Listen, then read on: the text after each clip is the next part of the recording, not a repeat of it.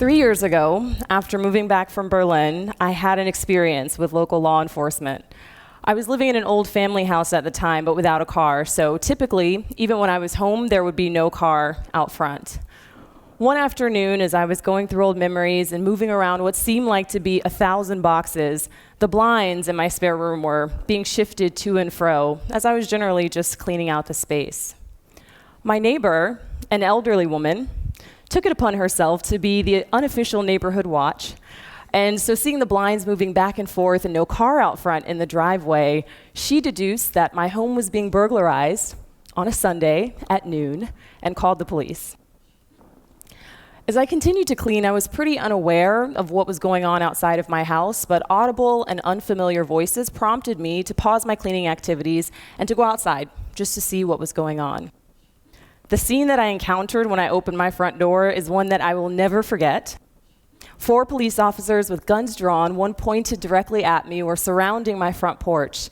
"Get out of the house! Hands in the air now!"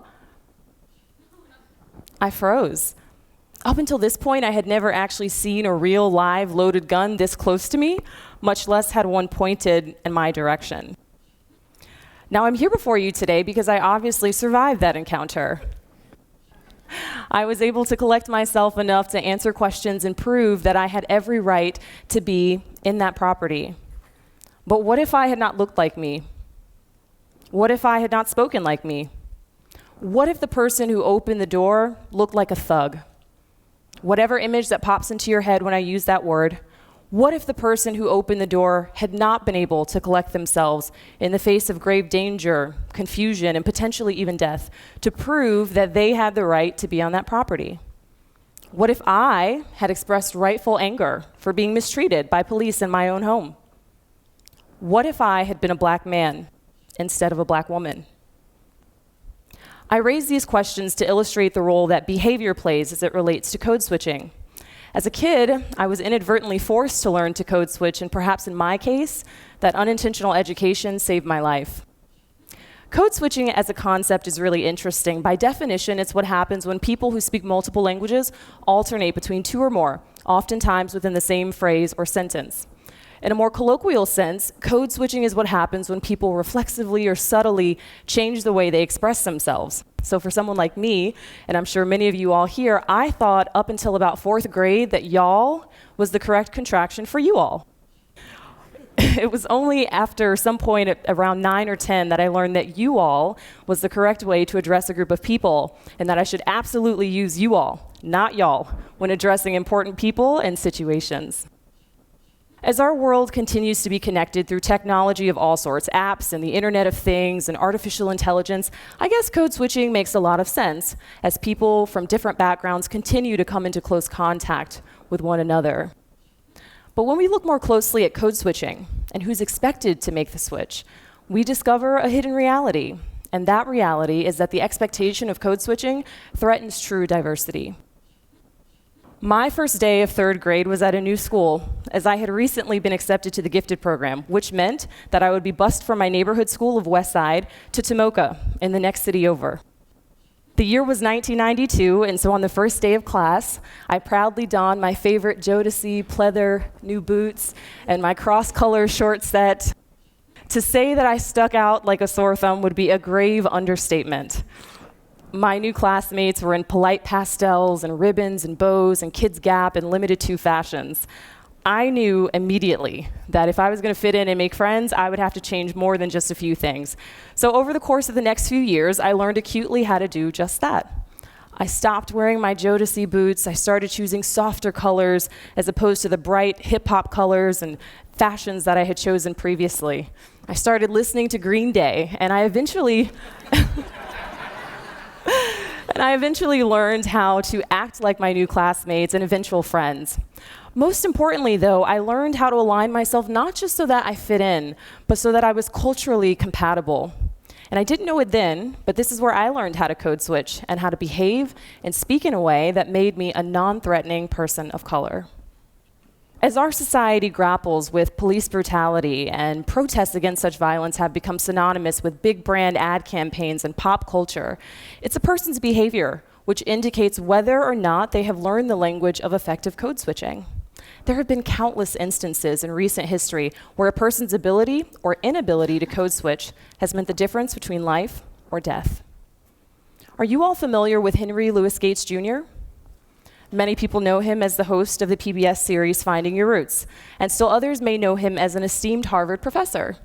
Still others of us may remember him also from a 2009 incident involving Cambridge, Massachusetts police when he was arrested for breaking and entering into his own home. No doubt his ability to articulate and him being who he was and being able to explain the situation led to a relatively okay outcome for him, save the public humiliation of being arrested. For those who opt for authenticity, unapologetically deciding to speak with the accents of their homeland or their grandparents, or to wear their hijab, or to say y'all in the boardroom, there are oftentimes very real consequences that can be felt. Consequences like not getting that promotion because the client wants to speak to someone who sounds American, or being jeered at for wearing symbols of pride from your culture, while other people who appropriate that same culture make the pages of Vogue magazine. Or being told by HR or administration that your natural hair is inappropriate for work or school and will need to be changed to avoid disciplinary action. For those who aren't even deciding against code switching because they haven't learned it, the consequences can be even bigger. When I was a kid, I heard a lot of talk about Oreos. And I'm not talking about the delicious cookie sandwiches eaten best with a glass of milk, but I'm talking about the slang term, which refers to a person who's black on the outside and white on the inside. Kids definitely have a way of putting things plainly. But the concept always made me think a lot about myself, who I was and who I was becoming, where I lived and where my friends lived, the music I listened to at home with friends and family versus the music I was starting to listen to with my new friends at school. Deep down, I always felt like I had to hide certain parts of myself that I knew were still very much me. I had to be careful to not slip and say something too ghetto in front of my new friends, but I had to also be careful to not talk too much about cello or classical music when I was at home. For the person who's expected to code switch, to exist almost simultaneously in 2 or 3 different worlds, constantly presenting a slightly edited version of self, the pressure can be immense. But what if there was just one world where we could all be our true selves? Instead of the brand of diversity which purports that minorities are acceptable provided they behave in a specific way, what about a truer sense of diversity, where people are praised for their uniqueness and the cultural capital they bring to places and situations as opposed to being disciplined or shamed for it? What about an acceptance of different speech patterns, even within our own American lexicon, so that when a person says the word y'all, we appreciate what that might mean about their heritage or their upbringing as opposed to what we think it means about their level of intelligence. Or when we see a person with a hijab or an afro, we embrace the reasons for someone's decision to do or to be something different than we are. I truly believe that most of us think diversity is a good thing. Most of us understand that by exposure to people and places and ideas that are different from us, we actually end up being better, smarter, more compassionate people. But is belief in the goodness of diversity enough? In my professional life, I'm a tech founder, and thanks to biology, I happen to be a black woman tech founder. My startup journey has been like a roller coaster ride without the seatbelt, similar to most people's. But it's because I've learned the language of code switching and checked some of the boxes that means I get access to some of the opportunities. I chose to be a tech founder because, like most ambitious people, I want to change the world in a positive way, even though the data says, specifically for my demographic, any kind of success in the tech industry is the least likely. In this case, when I speak of success, I mean the ability to raise capital to start, grow, and scale a venture. The National Center for Education Statistics reports that black women are actually the most educated group in the United States. And a recent article from Fast Company highlights that we're also the largest growing sector of new business owners, with a whopping 265% increase in black women-owned businesses from 1997 to 2014. Yes.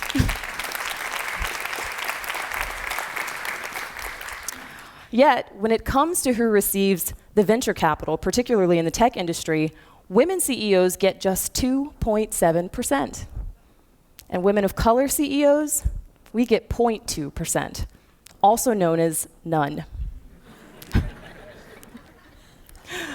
The cost of code switching on society is huge because it means that those of us who belong to minority groups spend a lot more time learning the language of cultural compatibility and less time doing the things that matter to all of us, like living, like spending time with friends and family, like starting successful businesses. As the tides of acceptance change in our nation and cultures continue to shift, I challenge all of us to really give every person, regardless of who they are, the space to really be and exist as their true selves. Because it's only when each of us can really live in our truth that we all gain the incredible benefits of true diversity. Thank you.